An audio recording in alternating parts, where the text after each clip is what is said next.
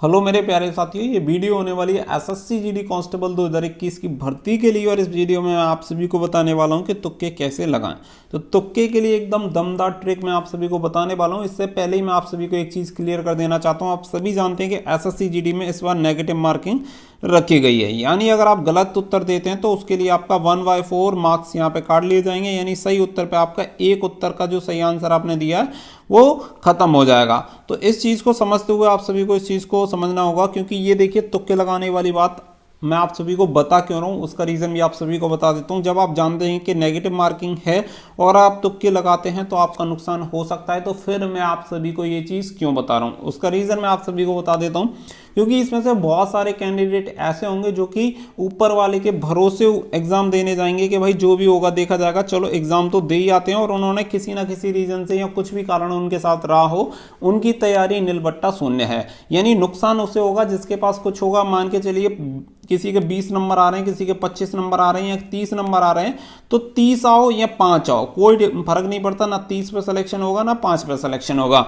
ये जो मैं आपको बता रहा हूँ ये बता रहा हूँ स्टेट वाइज, क्योंकि स्टेट वाइज वेरी करता है। कुछ स्टेट की कट ऑफ इतनी ज़्यादा कम जाती है कि उनका आराम से 35-36 नंबर पे सिलेक्शन हो जाता है, 32-33 पे भी हो जाता है। लेकिन आप सभी जानते हैं कि बहुत सारी स्टेट ऐसी हैं जहाँ 80-85 नंबर लेके आने पड़ते हैं सिलेक्शन के लिए। तो उसी के अकॉर्डिंग मैं आप सभी को बताने वाला हूँ कि अगर आप तुक्के भी लगाएं तो थोड़ी सी बुद्धि यूज करके तुक्के लगाएं, जिससे कि आप सभी को फायदा ज़्यादा होने की संभावना हो, नुकसान कम। अगर आप ऐसा करते हैं तो हो सकता है कि ऊपर वाले की अगर आप पे महिमा रही तो हो सकता है कि आप एग्जाम क्रैक कर दें।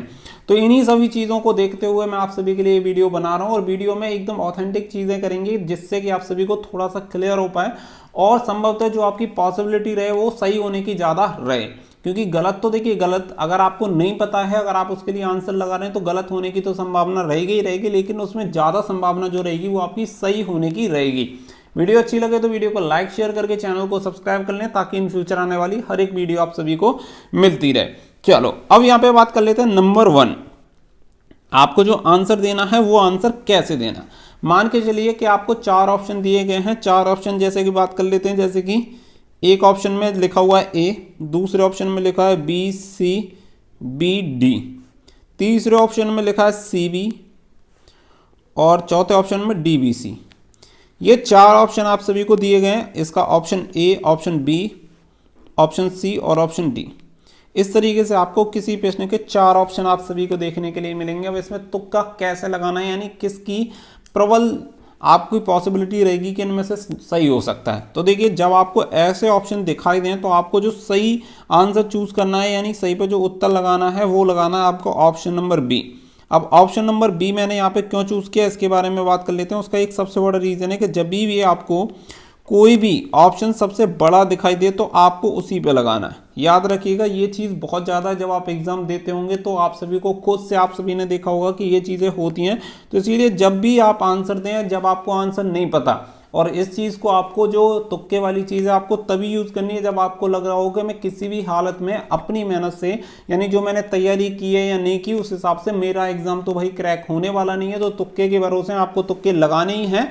तब आपको तुक्के लगाने, क्योंकि वैसे अगर आपने अच्छे से तैयारी कर रखी है तो आपको तुक्के लगाने की कोई भी ज़रूरत नहीं है। तो यहाँ पे जब जैसे आपने इसमें से आंसर जो चूज करना वो करना है सबसे बड़ा वाला। नंबर 2 बात कर लेते हैं कि सेकंड तरीका आपका क्या हो सकता है। सेकंड तरीका जैसे कि मिलता है A B, B C, number 4 D B, और सॉरी देखो ये नंबर 1 2 3 एंड 4, ठीक है, उपरोक्त सभी। तो इस तरीके से भी आपको ऑप्शन देखने के लिए मिलते हैं, यानी 3 ऑप्शन होंगे, 3 ऑप्शन अलग अलग आप सभी को दे रखे होंगे। उसमें नीचे आपको एक ऑप्शन जो मिलेगा वो मिलेगा उपरोक्त सभी, या ऊपर दिए गए सभी, या खाली सभी। जब भी आपको ऐसा कोई ऑप्शन मिले और आपको तुक्का ही लगाना है तो आपको जो चूज करना है वो करना है उपरोक्त सभी।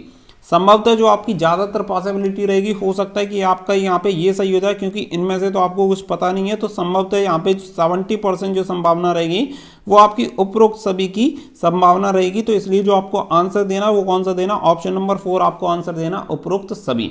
ये वाली 2 पॉसिबिलिटी हो गई। इसके बाद जो अगली की मैं बात कर लेता हूँ, अगली के बारे में आप सभी को बता देता हूँ। नंबर 3 पे हम कौन सा तरीका आप सभी के लिए यूज़ करने वाले हैं वो भी आप सभी के लिए बहुत ज़्यादा महत्वपूर्ण है।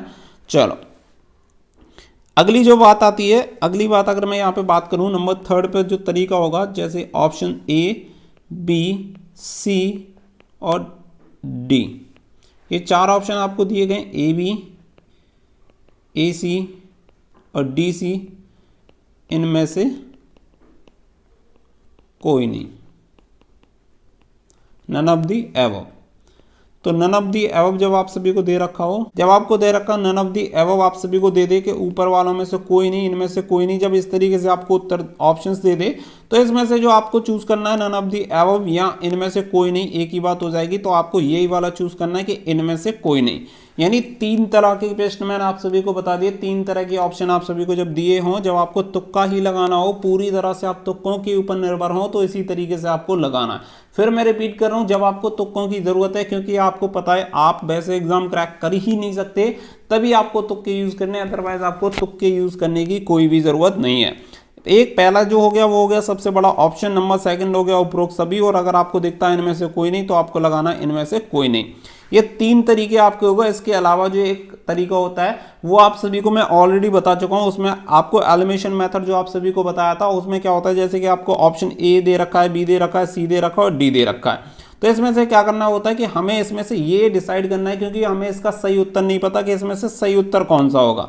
तो हमें इसमें क्या करना होता है, इसमें हमें देखना होता है कि इसका गलत उत्तर कौन सा होगा। तो गलत उत्तर भी अगर आप छांट के निकालते हैं तो भी आपका, मान के चलिए अगर आपके पास 2 ऑप्शन बचते हैं तो उसमें से आप 50-50 जो आपको, जिसमें से जब आपका 50-50 हो जाएगा तो उसमें से जिसकी ज़्यादा आपको संभावना लग रही हो कि ऑप्शन ए या ऑप्शन बी सही हो सकता है, तो आप उस पर सही आंसर लगा सकते हैं। यानी जब आपका देखिए 4 ऑप्शन में से अगर आप 2 ऑप्शन पे आ जाते हैं तो फिर तो आपकी संभावना जो होगी सही होने की बहुत ज़्यादा हो जाएगी। तो इस तरीके का इस्तेमाल करके आप डेफिनेटली इस चीज़ का फ़ायदा ले सकते हैं। और मैं बार बार आप सभी को रिपीट कर रहा हूँ कि केवल और केवल उन्हीं लोगों को जरूरत है जिनको लगता है कि भाई अपनी तैयारी कुछ भी नहीं हो पाई और हम तुक्के के भरोसे हैं, ऊपर वाले के भरोसे हैं, जो होगा देखा जाएगा, वही लोग इस चीज़ का बेनिफिट करें। बाकी का आप सभी को बता दें कि बाकी का आप सभी जानते हैं, एसएससी जीडी में या एसएससी के सभी एग्जाम में जेड टाइप का जो जेड मेथड होता है उससे नॉर्मलाइजेशन होता है। यानी अगर आप तुक्के मारते हो तो आपको नुकसान होगा।